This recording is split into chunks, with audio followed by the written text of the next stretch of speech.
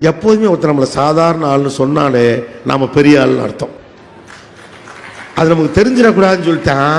அவன் உங்கள்கிட்ட சொல்லுவான், நீ சாதாரண ஆள், உன்னால் அது முடியாது. சொல்றது காரணம் என்னன்னா, அவனுக்கு தெரியும் இவன் வந்தா செஞ்சு விடுவான்.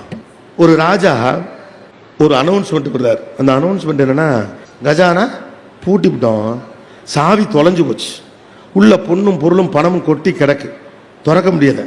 எவன் திறக்கிறானோ அவனுக்கு பாதியை கொடுத்துட்றேன், லைஃப் டைம் செட்டில்மெண்ட்ரா அப்படின்றார். அவர் ஒரே ஒரு கண்டிஷன் போடுறார். என்ன கண்டிஷன் அப்படின்னா, பூட்டை தொடக்கூடாது, மற்றபடி உங்கள் வித்தை என்ன வேணாலும் காட்டிக்கலாம், காட்டி நீங்கள் கதவை திறக்கணும். பூரா பேர் வந்துட்டான். கணித விற்பனர்கள், வேத விற்பனர்கள், ஒருத்தர் ஏதோ ஜீபும் வாங்குறார், சம்திங் லைக் தட். கதவை திறக்கலை. அப்போ நம்மளை மாதிரி ஒரு ஆள் சாதாரண ஆள் போகிறான். அது எப்படி நாங்களாம் இவ்வளோ பெரிய ஆள் இருக்கிறப்ப நீ சாதாரண ஆள், திரும்ப எல்லாம் கத்துறாங்க. அவன் கத்த கத்த கத்த கதவுகிட்ட போயிட்டான். போயிட்டு உத்து பார்த்துட்டு திரும்பி, பூட்டவே இல்லைடா லூசு போயிடலாம் அப்படின்றான். கதவு பூட்டவே இல்லை. இந்த பூட்டாத கதவுக்கு ஜீபுமா போட்டுக்கிட்டு இவரை உட்காந்துருக்கோம். நம்ம பல பேர் அப்படித்தான், பக்கத்தில் போய் பார்க்கறதே இல்லை. இதெல்லாம் என் தகுதிக்கு மீறியது, என் அறிவுக்கு அப்பாற்பட்டது, என் குடும்ப சூழலை தாண்டியது, என் வாழ்வியலை தாண்டியது.